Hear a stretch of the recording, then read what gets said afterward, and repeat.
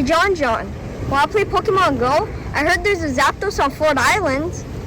Okay, bet. Be there in 5.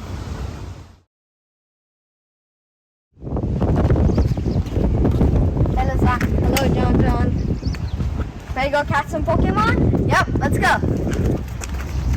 Hey Zach, what is this? I don't know, looks like a glitch. Try catch it. Okay. Oh, I think it's telling us a story. Huh, cool, let's listen. Hey Zach, isn't that Auntie Lenny's dad? I think so. Born on the island of Kauai on the town of Kapaa in February 7th, 1920. I was stationed at what they call the section base Bishop's Point, which was at the mouth or the entrance to Pearl Harbor. I had just sat down to have breakfast that morning when the alarm sounded. We all ran to the armory, and while running to the armory, we could see the planes overhead and realized that they were Japanese because of the red insignias on the bottom of their wings. We were issued 30 caliber rifles or 45s if they ran out of rifles. So all we had that morning was that whatever we had to shoot at the planes with. Wow, that was super interesting. Maybe we can find another one. I don't know, let's find out. Hey John, I found another. Oh wow, try to catch it. I think it's telling us another story.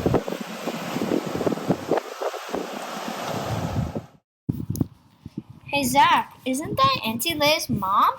Yeah, I think so. On December 7th, 1941, I was 13 years old. I lived mainly in Nu'uanu with my parents, but we also had a beach home in Eva Beach, and that's where I was on Sunday, December 7th. I like to sleep late on weekends, but my dad was always trying to find ways to wake me up early. So when he tried to wake me up at about 7:30 a.m. by telling me to come outside to see a sham airplane battle, I thought he was kidding. Still, I got up and went outside to our deck overlooking the ocean. Sure enough, there were American planes and planes with the red sun on them fighting each other. At some point, my dad realized it wasn't a sham battle going on, but the real thing. The Americans and the Japanese fighting in the air. The three of us and our dog Bobo went into the bathroom because it had double walls. We could hear that one of the planes had strafed the beach, and when we looked out the window, we saw the American and Japanese planes fighting each other. My dad said we had to leave Eva Beach right away, although some of our neighbors decided to stay in Eva. We could not drive toward Honolulu to get back to Nu'uanu due to all the roadblocks because of the bombing at Pearl Harbor.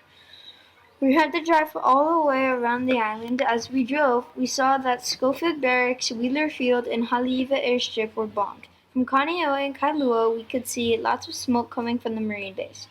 The pulley was closed to cars, so we had to go all the way around the Waimanalo side to get to Honolulu, and then Nu'uanu. Later, my dad said that the Japanese fighters had left Oahu, but we didn't know if they might come back. I remember being scared and worried about what might happen. I don't remember how long it was after the attack, but we did go back to school. I was a student at Robert Louis Stevenson School. I remember a long trench had been dug in the schoolyard, and periodically we practiced our air raid drills in case there was another attack. We were also given masks and had to practice putting those on. At our home in Nu'uanu, my dad built a bomb shelter underneath our monkey pod tree. I was so mad at him because he cut my new surfboard in half to make 2 benches for the shelter. Fortunately, we never had to use the bomb shelter, and my dad bought me a new surfboard. In the beginning, blackouts were required, so we could not turn on the lights at night. Even the headlights on cars had to be blocked out, except for a teeny little hole in the center. Eventually, we got blackout curtains. We went back to our Eva Beach house about a month after the attack. There were rows of barbed wire in the ocean put there by the military, which made it difficult to surf. We also dug shrapnel or bomb fragments out of one of our walls. The military, I think the Navy, took over some of the houses along Eva Beach shoreline. And when we were in Eva, my mom helped cook meals for the men. People tried to help however they could.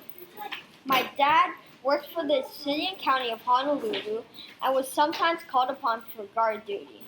At Fern School, my mom helps to cook meals for the university's ROTC students. They were also called upon for guard duty. Later, as a student at Roosevelt, I helped to sew slippers for the Red Cross and volunteered as an usher in the Roosevelt Auditorium, which is used by the USO, United Service Organizations, to entertain our troops and see their families. Wow, that was really interesting.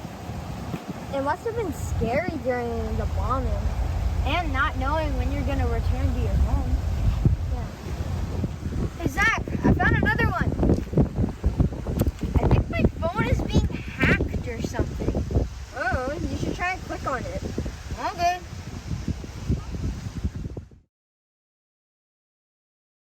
"50 to 60 military personnel are entombed inside the USS Utah to this day." Also, the Japanese pilots flew so low while they were strafing they hit the telephone lines. Some kids would help Marines load machine guns to shoot down the Japanese planes. 2 pilots on Ford Island predicted the exact day the attack would happen. Hey John, did you know that your great-great-grandpa helped design the Hellcat aircraft? No, but that's really cool. Wow, that was really cool. Yeah, I didn't know that many people were inside the USS Utah. Yeah, that was super interesting. Oh, wow, it got late. See you tomorrow? Yep, see you tomorrow. Bye. Bye. I'm going to tell all my friends about these stories we heard today. Me too. We can't forget these heroic and brave acts that happened during World War II. So all the future generations can know what the past generations had to go through. And so they are not forgotten. Thank you, Auntie Alani. Thank you, Auntie Lay.